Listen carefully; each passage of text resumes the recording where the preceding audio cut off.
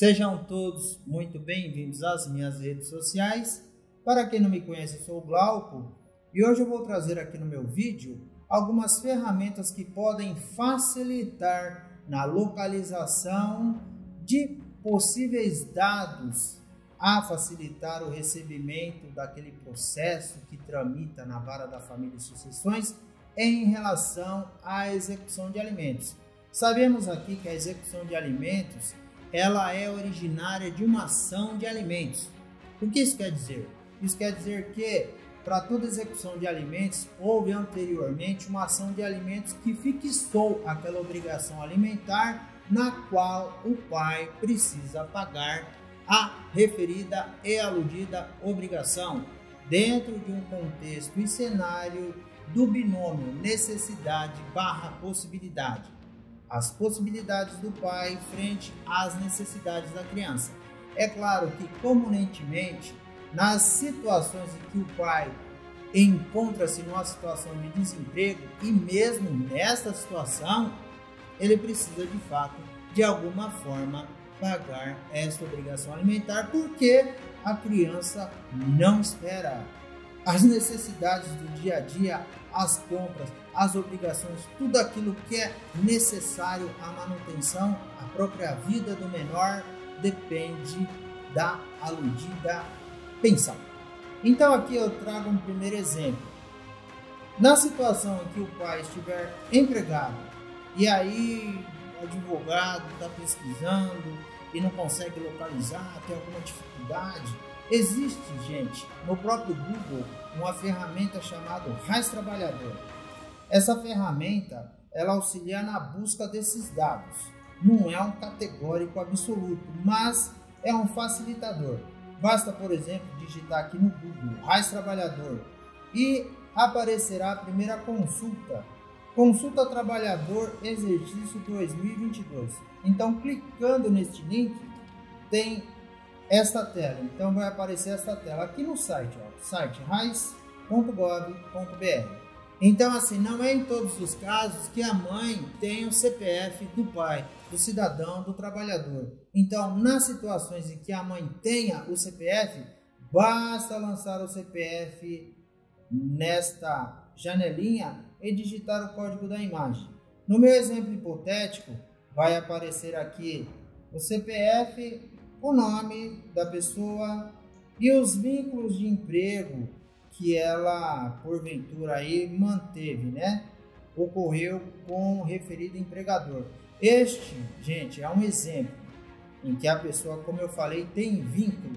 Agora, numa outra situação em que ela, por exemplo, tem uma empresa aberta, ela é um empresário ou mesmo um MEI, microempreendedor individual, como fazer para levantar os dados do CNPJ, os dados da empresa? Porque para a justiça o fundamental é justamente ter ou o CPF, na qual o juiz oficia através do número respectivo, ou o CNPJ.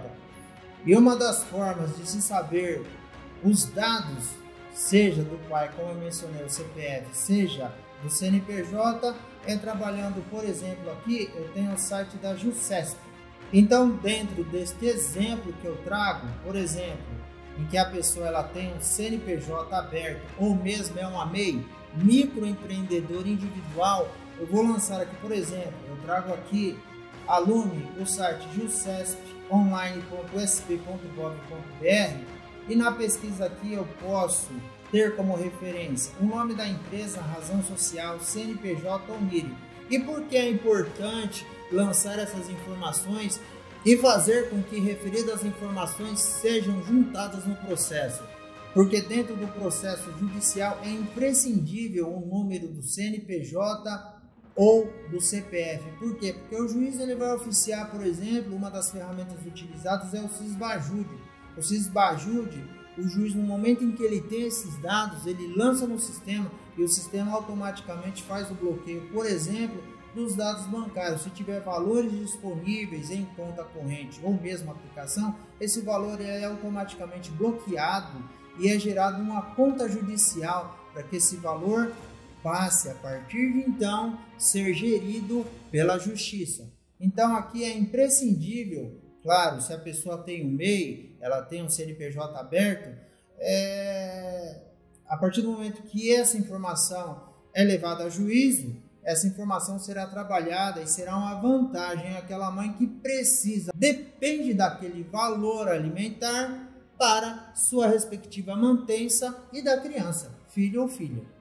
Na tela seguinte, eu também vou explicar um pouquinho sobre o mercado informal. Claro, hoje dentro dessa nossa realidade do empreendedor de si mesmo, temos aí vários motoristas de aplicativo e aqui entra, claro, a Uber e a 99 Táxi, são os principais. A Uber, por exemplo, ela não responde por telefone, então assim, quando a mãe sabe que o pai, aquele cidadão, ele é motorista de aplicativo, ela precisa informar, trazer essa informação para o advogado ou advogada dela, que vai peticionar nos autos pedindo que o juiz oficie a Uber.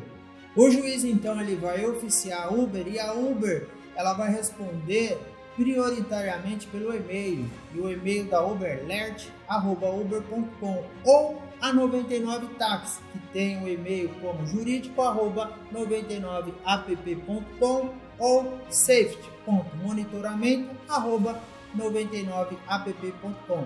São os canais em que estas empresas se utilizam para se comunicar com o judiciário. E claro, esclarecendo, tanto a Uber quanto a 99, elas responderão em juízo, para o juiz. Então assim, esses e-mails eles não se prestam para interação com os cidadãos, com a pessoa, com a mãe que precisa daquele recebimento da pensão alimentar. Isso quer dizer que essas empresas responderão em juízo.